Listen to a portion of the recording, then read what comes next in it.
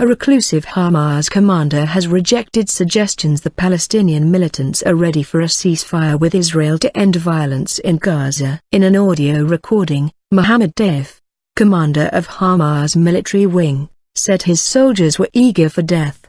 His message emerged at the end of a destructive day in Gaza that left the territory's power plant in flames. Israeli strikes killed more than 100 Palestinians, raising the total killed to more than 1,200, Gaza officials say. Most of those deaths have been civilians, and 6,700 Palestinians have been injured, according to the Gaza Health Ministry. Israel has seen 53 of its soldiers die since conflict with Hamas began on 8 July. 2 civilians and a Thai worker have also died. End the siege. As international pressure for a ceasefire grows, Israel and Hamas have each reiterated their positions and aims. "We don't accept any condition of ceasefire," the Associated Press quoted Hamas commander Mohammad Deif as saying. "There is no ceasefire without the stop of the aggression and the end of the siege." Israel and Egypt have imposed a blockade on Gaza, restricted the entry of goods since 2007. The recording of Mohammad Deif's statement emerged at the same time as a Hamas video of militants using a tunnel to attack an Israeli soldier. Israel insists the existence of such tunnels,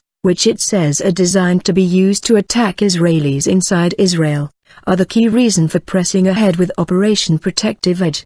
The Israel Defense Forces, IDF, want to continue operations to destroy the tunnels once any ceasefire is agreed. Earlier in the day, a senior figure in the West Bank, Yasser Abed-Rabo, said a ceasefire was imminent and claimed to speak for Hamas, but a spokesman for the group quickly denied that. There were reports of ongoing shelling in Gaza after dark, hours after a series of targets linked to Hamas were hit by presumed Israeli bombardments. Earlier, a huge plume of smoke rose over the Strip's only power plant after one of its fuel tanks was reportedly set alight by Israeli tank shells, and the facility was forced to shut down.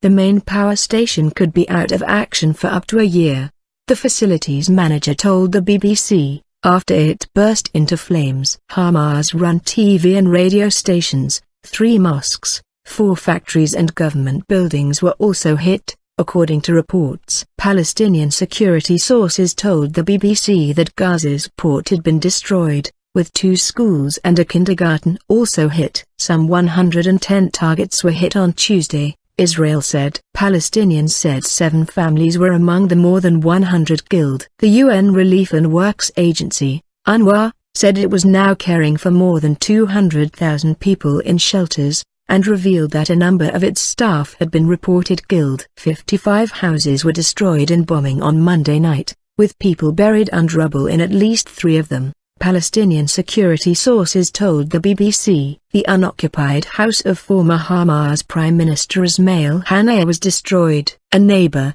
Hani Abu Rayala, told AP news agency the experience had terrified her family. "Our children can't hear because of the loud explosions and they are shaking." Rockets fired from Gaza continued to hit Israel on Tuesday. The Iron Dome anti-missile system intercepted 4 over the southern city of Beersheba, Israeli media reported. Sirens sounded in Tel Aviv and several other towns. Lieutenant Colonel Peter Lerner, an Israeli military spokesman, told AP pressure was being increased on Hamas. "Israel is determined to strike this organization and relieve us of this threat," he said. Israel's Operation Protective Edge began on 8 July after a surge in militant rocket attacks. A rally in support of the operation is planned for Tuesday evening in Tel Aviv.